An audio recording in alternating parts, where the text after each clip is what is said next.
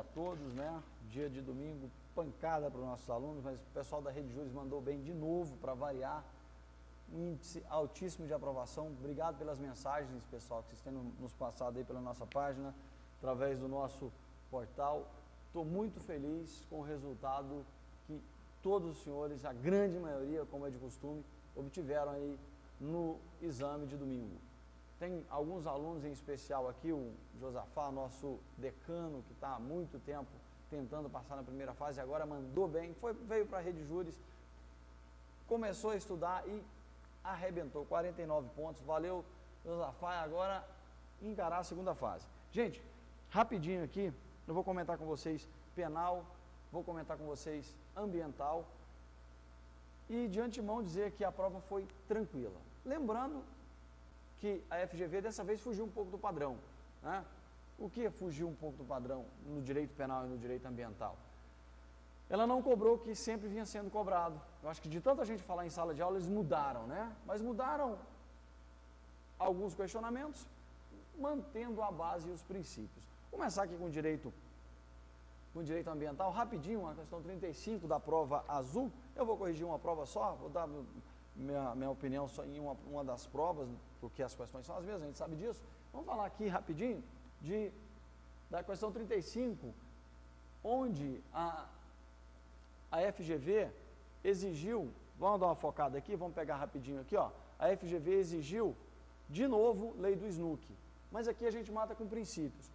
Na questão 35, o que está pedindo aqui deixa eu aprender a mexer com isso aqui rapidinho, vamos lá. Bruno, proprietário de uma pousada que está em regular funcionamento, ou seja, licenciada, há 6 anos e explora ecoturismo. Na área em que a pousada está localizada, o Estado da Federação pretende instituir estação ecológica, com o objetivo de promover a proteção da flora e da fauna. Beleza? Promover a proteção da fauna e da flora. Veja bem, eles exploram o ecoturismo e aqui o Estado quer ampliar essa proteção. Pode, princípio mais protetivo para o direito ambiental, os princípios de direito ambiental atuam aqui. O que eu quero? O que o examinador pediu nessa questão? Correta, não é isso? É uma estação ecológica. A primeira coisa que eu tenho que saber, estação ecológica é uma espécie de unidade de conservação. Fechou? Mas de qual grupo? Uso sustentável ou proteção integral? A estação ecológica é uma unidade de conservação do uso integral. Logo, só pode ser constituída em terras públicas. O Estado pode tirar a propriedade de lá para atingir um bem maior, que seria a criação da estação ecológica? Pode. Como é que ele vai fazer? Desapropriar e indenizar o Bruno. Por quê? Porque o interesse público ambiental prevalece sobre o particular e essa unidade de conservação não pode ser instituída em terrenos particulares, ao contrário do que acontece com a RPPN, com as APAs, ok? Vamos lá. Alternativa A, não é possível o Estado instituir a estação ecológica? É possível a instituição da estação ecológica pelo Estado, da Federação, não impedindo o funcionamento da pousada? Não pode funcionar. Por quê? Porque lá dentro não pode ter esse tipo de atividade, ok? Mas, vamos lá. É possível a instituição da estação ecológica com a cessação da atividade econômica da pousada, desde que o poder público estadual indenize Bruno pelos prejuízos que a instituição da unidade de conservação causar à sua atividade. É possível a instituição da estação ecológica com a cessação da atividade econômica da pousada, não cabendo ao poder público qualquer forma de indenização? Não. Resposta certa é a letra C. Eu tenho que fazer com que o interesse público ambiental se sobreponha sobre o interesse particular, mas esse indivíduo não pode ter prejuízo. Resposta certa C. FGV fugiu do padrão? Fugiu. Mais uma vez, já foi exigido unidade de conservação, ok? Aqui é que vem o problema, na questão 36. Na questão 36, a FGV viajou na maionese. Nos termos da lei 11.445, a lei alienígena, uma coisa maluca que a gente nunca imaginava que fosse cair, perguntou aqui quais dos itens abaixo não podem ser considerados como saneamento básico. E a confusão vem porque recursos hídricos, saneamento, água, esgotamento, né? A lei 11.445 diz exatamente no parágrafo 4º, salvo engano, que a administração de serviços públicos não constitui serviço público de saneamento básico. A resposta certa aqui, então, é a letra D. Ambiental, mais ou menos tranquilo, tirando aqui essa maluquice da lei de saneamento básico, que eu acho que até o próprio examinador só leu no dia em que montou a questão. Gente, vou falar rapidinho sobre a prova de penal, são 5 questões tranquilas. Dessa vez a FGV fugiu um pouco do padrão, saindo ali da primeira parte da parte geral, né, exigindo um pouco mais de conhecimento na segunda parte da parte geral e na parte especial. A primeira questão vai falar aqui sobre sursi, que é o incorreto. Das 4, qual questão é incorreta? Sobrevindo, durante o período de prova, condenação irrecorrível por crime doloso, o benefício será revogado, mas tal período será computado para efeitos de detração? Não. Por que não? Porque, veja bem, a respeito do benefício de suspensão da execução da pena, a pena está suspensa, não está sendo executada. Se não está sendo executada, eu não tenho que somar. Quando é revogado o benefício, o que acontece com o indivíduo que perdeu esse benefício, com o condenado que teve revogado o benefício da suspensão da pena? Ele vai para a cadeia, vamos usar um termo tranquilo, cumprir toda a pena que estava com a execução suspensa. Ou seja, se for condenado a 2 anos e teve o benefício revogado, como a execução desses 2 anos estavam suspensa, o condenado vai para a cadeia para cumprir os 2 anos e não se conta, não se detrai o tempo que ele ficou gozando do benefício. Então, é incorreta essa porque não há detração. Pode ser crime praticado com violência ou grave ameaça, por óbvio, não se exige que esse crime tenha sido praticado com violência ou grave ameaça. Não pode ser concedido ao reincidente em crime doloso, exceto se a condenação for só por pena de multa, somente pode ser concedido se for indicada, se não for indicado, se for cabível a substituição da pena privativa de liberdade por restritiva de direitos. Essas 3 primeiras estão corretas, por quê? Porque são requisitos para a concessão do sursi. Não se exige, não se permite essa detração, por isso a letra D está incorreta, ok? Vamos continuar aqui com o nosso estudo, passar para o artigo 60, vamos lá, para a questão 60, aqui uma questão tranquila, que fala em crime pré-ter-doloso. Olha que interessante e inteligente essa questão. De antemão eu digo, não há nada que se recorrer em penal, nem penal e nem ambiental, que as questões estão perfeitas. João constrange Maria por meios violentos a ter com ela relação sexual. Em virtude da violência empregada para a consumação do ato, Maria sofre lesão corporal de natureza grave e essas lesões matam Maria. Segunda hipótese, Joaquim constrange Benedita por meio de grave ameaça a ter com ele relação sexual. Primeiro caso, violência. Segundo caso, ameaça. Após o coito, Benedita falece em decorrência de ataque cardíaco, pois padecia desde criança de cardiopatia grave. Condição, olha, presta atenção no detalhe, gente. Condição desconhecida por Joaquim. Joaquim não sabia disso. Se Joaquim não sabia disso, eu não posso atribuir a ele o quê? A morte, que é obra do fortuito. Na primeira hipótese, em razão dos meios violentos empregados para o sexo, a vítima sofreu lesão corporal de natureza grave e, de consequência, a morte não querida por João. Nessa primeira hipótese, eu estou diante de quê, gente? Estupro, não é? Aqui, ó, estupro qualificado pelo resultado morte, não é isso? O artigo 217, na forma qualificada, crime pré-ter doloso, onde não há intenção na morte na segunda hipótese. No segundo resultado. No item 2, o Joaquim ameaçou e não sabia que a vítima sofria de cardiopatia grave. Se ele não sabe, não tem dolo, e aqui o erro é excusável, também não tem culpa. Portanto, nessa primeira hipótese eu estou diante de estupro qualificado pelo resultado morte, e na segunda hipótese diante de estupro simples. Não posso atribuir a morte ao Joaquim, que é obra do acaso. Estupro qualificado pelo resultado morte, estupro simples, letra D, ok? Descendo mais, vamos aqui para a questão 61, também é uma questão super tranquila. Considere que determinado agente tenha em depósito durante um ano 300 kg de cocaína. Considere também que durante o referido período tenha entrado em vigor uma nova lei que eleva a pena do crime de tráfico. Lembram da súmula 711? Se a lei mais severa surgir durante o crime permanente ou o crime continuado, ela será aplicada se ainda não cessada a permanência, se ainda não cessada a continuidade. Lembram disso? Pois é, aqui é caso da súmula 711. Aqui, quando a lei nova surgiu,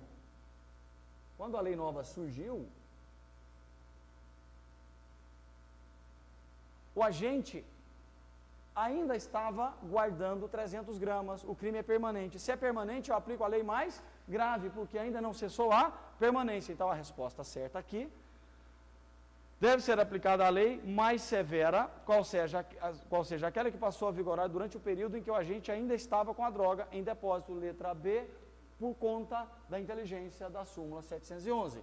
Enquanto não cessar a continuidade ou permanência, a lei severa será a mais aplicada e eu não tenho aqui conflito aparente de normas. Fechou?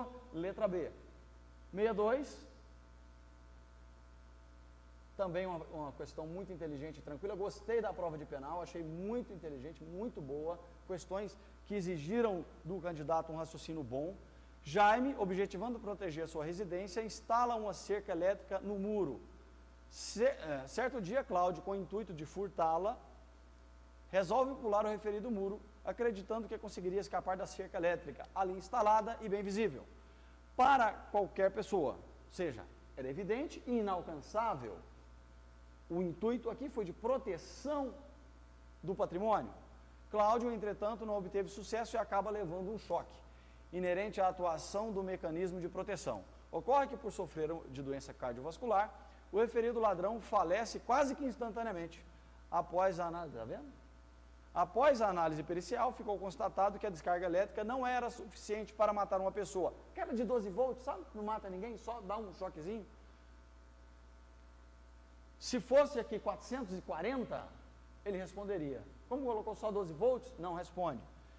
Mas suficiente para provocar o óbito de Cláudio em razão da doença. Nessa hipótese, o que acontece com o dono da casa, gente? O que acontece com o Jaime? Nada. Por quê?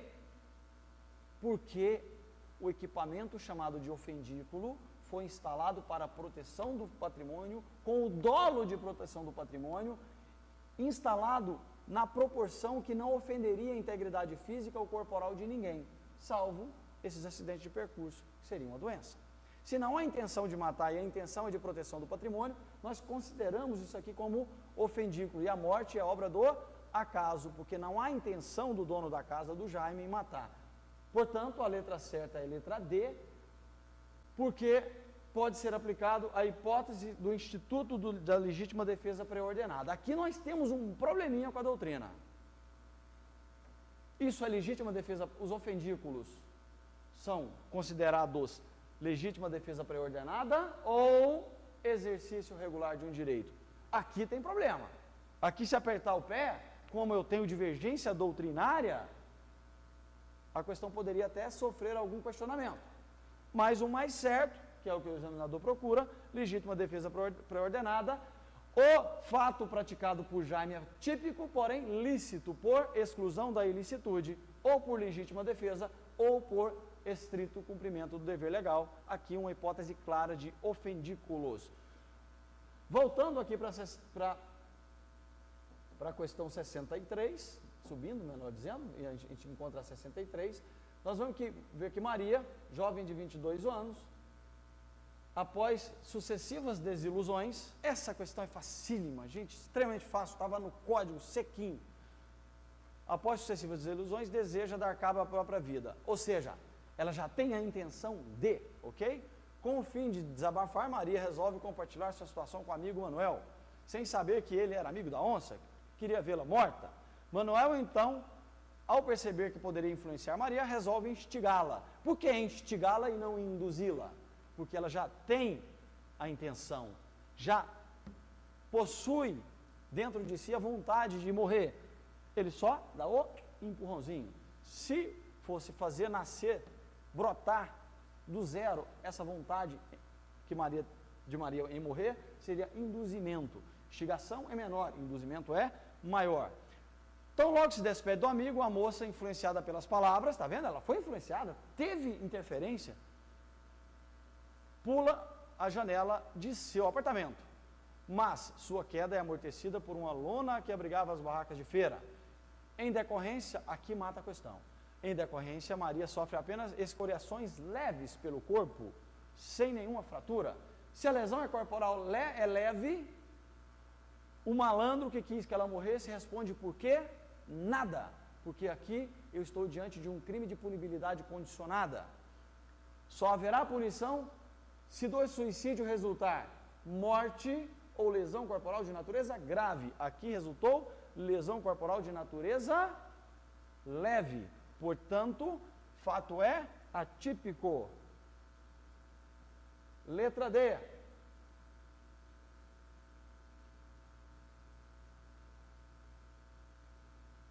Letra C, perdão. Manuel não possui responsabilidade jurídico-penal, pois Maria não morreu e nem sofreu lesão corporal de natureza grave. Matou 122, seco, seco, seco. Por fim, questão 65. Veja que a prova de penal foi muito tranquila, e exigiu do candidato um raciocínio bem legal. Está de parabéns, FGV, por essas questões. Gostei muito, gostei do nível de exigência. Paulo tinha inveja da prosperidade de Gustavo e certo dia resolveu quebrar o carro que este havia acabado de comprar. Para tanto, assim que Gustavo estacionou o veículo e dele saiu, Paulo, munido de uma barra de ferro, foi correndo em direção ao bem para danificá-lo. Qual que é o dolo de Paulo? Dolo de dano para praticar um crime de dano do 163. A intenção era danificar o carro. Ao ver a cena, Gustavo colocou-se à frente do veículo, tem gente que faz isso, né? Tem uns caras que preferem o carro do que a vida, e acabou sendo atingido por um golpe de barra de ferro, vindo a falecer em decorrência de traumatismo craniano derivado da pancada. Sabe-se que Paulo não tinha a intenção de matar Gustavo. Olha o que o examinador está fazendo com você, ele está te falando tudo, todas as intenções do agente, fácil demais. Intenção de matar Gustavo. E que somente recebeu o golpe porque se colocou à frente do carro quando Paulo já estava com a barra de ferro no ar, em rápido movimento para atingir o veículo, que ficou intacto. Sabe o que é isso aqui? Artigo 73 do Código Penal. Aberratio criminis. Quis praticar um dano e acabou praticando uma lesão. A intenção é de dano. Só que produziu uma lesão por culpa. Dolo no dano e culpa na lesão. Como é que eu resolvo isso? Uma só conduta e dois resultados, em tese. Eu falo em aberratio criminis de unidade simples, eu falo em aberratio criminis de unidade complexa. Aberratio criminis de unidade simples, quando a minha conduta produz um só resultado. Qual foi o resultado produzido aqui? Morte culposa. Não foi isso? Eu falei lesão agora há pouco. Morte culposa. Produziu o dano que ele queria? Não. A unidade é simples. O que eu faço? Eu abandono o crime não consumado, deixo de lado, por questão de política criminal, e aplico a sanção do crime culposo. Nessa hipótese, Paulo responderá apenas e tão somente por homicídio culposo. Ele não responde pelo crime de dano na forma tentada, por força da inteligência do artigo 73 do Código Penal, aberratio ictus, e aqui de unidade simples, porque um só bem foi atingido. Quando eu falo em unidade aberratio ictus de unidade complexa, quando com uma só conduta eu produzo dois resultados, a solução é a mesma do artigo 70, concurso formal próprio, aplico a pena do crime mais grave, aumentada de 1/6 até metade. Aqui a resposta, então, é: Paulo responderá por homicídio culposo, pura e tão somente por conta da aberratio criminis. resposta certa nessa hipótese, nessa prova, é a letra C. Veja que direito penal foi tranquilaço, não tem possibilidade de recurso, tudo perfeito, a não ser aquela hipótese onde eu falei sobre a legítima defesa pré-ordenada e o exercício regular de um direito, mas acho pouco provável que essa questão seja anulada por esse motivo. Temos dois posicionamentos na doutrina: ofendículos, legítima defesa pré-ordenada, ou exercício regular de um direito. Mas isso aí é chover no molhado, porque em ambas as hipóteses haverá exclusão da ilicitude e não haverá crime. Fechou, galera? Lembrando, segunda fase começa agora, dia 22, quarta-feira, daqui a pouquinho, aula gratuita com o professor João Augusto, gravaremos para disponibilizar para marcação de vadimeco. Vamos lá? Precisamos disso na segunda fase, né? João Augusto vai estar aqui explicando para vocês como é que se marca o vadimeco para segunda fase, beleza? Daqui a pouco solto mais alguns vídeos com os professores comentando as demais matérias na primeira fase. Abração!